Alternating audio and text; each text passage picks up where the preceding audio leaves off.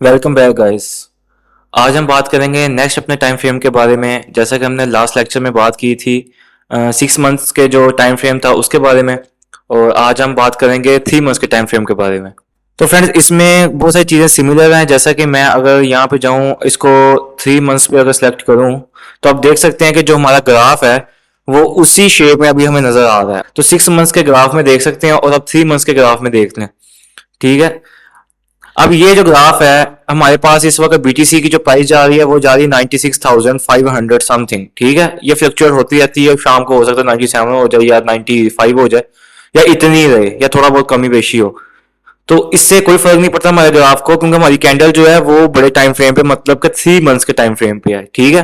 अब आप देख सकते हैं कैंडल्स हमारी इंक्रीज हो गई हैं। ठीक है, यानी कि 6 मंथ्स के टाइम फ्रेम पे हमें 12 कैंडल्स मिल रही थी, और अब 3 मंथ्स के टाइम फ्रेम पे हमें ज्यादा कैंडल्स मिल गए, क्योंकि टाइम फ्रेम कम हो गया है, ग्राफ बड़ा होता जा रहा है। ठीक है।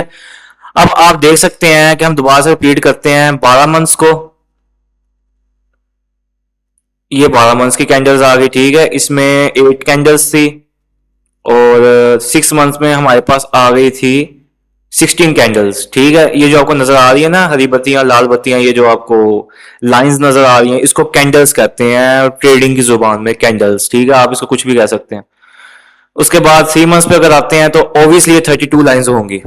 ठीक है, 1 2 3 4 5 6 7 8 9 10 11 12 13 14 15 16 17 18 19 20 21 22 23 24 25 26 27 28 29 30 31 32 33 34 35 36 37 38 39 यानी कि ये 32 लाइन्स हैं। ठीक है, आप अंदाजा कर सकते हैं कि इतनी इतनी बारीक चीजें आपको कोई भी नहीं बताता। ठीक है, ना कोई बताएगा मेरे सिवा। तो इसमें आप अब इन चीजों का अपने हिफ्ज करना है कि 12 मंथ में जो है 8 कैंडल्स हैं, मतलब कि ये इस चीज का हमारी सर्च से और जो हम एनालिसिस कर रहे हैं या हमने जो इसमें प्रॉफिट गेन करना है उससे कोई ताल्लुक नहीं इन चीजों का। बस आपको बता रहा हूं कि कैंडल्स जो है वो टाइम फ्रेम पे कम ग्राफ हो जाता है, जिसकी बेस में हमने ये देखना है कि बाकी टाइम फ्रेम पे ग्राफ की जो है वो क्या कंडीशन है। अब 3 मंथ्स पे आप देख सकते हैं कि ये हमारी ट्रेंड लाइन थी जो हमने उस दिन ड्रॉ की थी, और ये दूसरी ट्रेंड लाइन थी। ठीक है, ये बिलो वाली थी और ये अपर वाली थी, और ये मिड में हमने एक लाइन लगाई थी जो कि हमें ये बताती थी कि जो स्केल है, मतलब कि जो कैंडल्स हैं वो किस तरह से इस वक्त रन कर रही हैं, और नेक्स्ट ये क्या हमें आउटपुट दे सकती हैं। जो कि अभी आप देख सकते हैं कि आई थिंक 3 डेज हो गए हैं हमारे लास्ट लेक्चर को। तो अब यहाँ पे ये कैंडल जो है यहाँ पे क्रॉस इसको किया है और ये वापस नीचे आ गई है। ठीक है, यानी कि ये इस वक्त ये गई थी 1,08,000 पे गई थी। ठीक है, नीचे, यानी कि फ्लक्चुएशन होती रहती। अगर एक दिन में 10,000 ऊपर बढ़ गया, इट्स नॉट आई मीन कि अगले दिन भी 10,000 ही बढ़ेगा। हो सकता है कि अगले दिन 20,000 नीचे गिर जाए। अब हम चलते हैं 1 मंथ में। ठीक है, 12 मंथ्स यानी कि 1 साल, 6 मंथ्स, 3 मंथ्स और 1 मंथ की तरफ चलते हैं। अब आप देखें कि 1 मंथ में भी हमारी जो ट्रेंड लाइन है वो सही ड्रॉ हुई है। मतलब कहने का ये है कि जो हमने ट्रेंड लाइन ड्रॉ की है ये इस चीज की निशानी है कि चार जो हमारे टाइम फ्रेम है, 1 2 3 4, चारों टाइम फ्रेम पे ग्राफ हमारा इक्वल उसके अंदर नजर आ रहा है। अब ये 64 कैंडल्स हैं इसके अंदर। ठीक है, क्योंकि हमने 1 मंथ का जो टाइम फ्रेम ओपन कर लिया है। ठीक है, अब आप देख सकते हैं कि ग्राफ जो है हमारा उसी उन्हीं दो ट्रेंड लाइन के दरमियान है, वो खराब नहीं हुआ। ठीक है, अगर मैं इसको थोड़ा सा जूम करता हूं,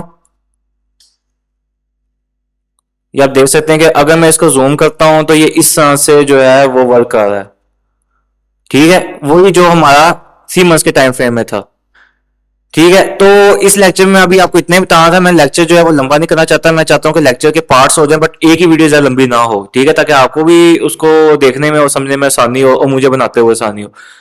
अब 12 मंथ्स का टाइम फ्रेम हमने देखा, उसके बाद 6 मंथ्स का देखा था, 3 मंथ्स का, 1 मंथ का आप देख लिया। अब आप ये अंदाजा करें कि 12 मंथ, 6, 3 और 1 में जो ग्राफ है हमारा, जो कैंडल्स है वो एक ही तरह से रन कर रही हैं।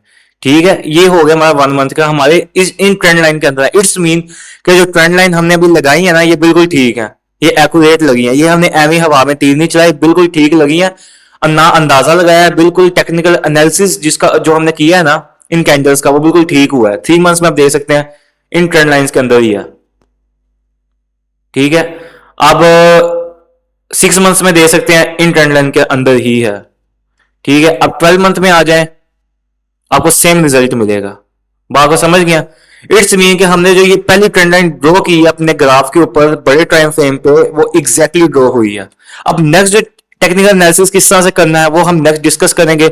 इस लेक्चर में आपको बताने का मकसद ये था कि ट्रेंड लाइन को किस तरह जज किया जाता है, जो हम टेक्निकल एनालिसिस कर रहे हैं अपने टूल्स को यूज करके हमने ठीक लगाए हैं या नहीं लगाए, और उसको चेक करने के लिए हम ज्यादा से टाइम फ्रेम पर देखेंगे कि हर टाइम फ्रेम पर रिजल्ट मैक्सिमम एक्यूरेट आ रहा है। अगर आ रहा है 90% 95%, इट्स मीन आपने ट्रेंड लाइन या जो भी आपने टेक्निकल एनालिसिस किया है वो 90% जो है वो ठीक जा रहा है।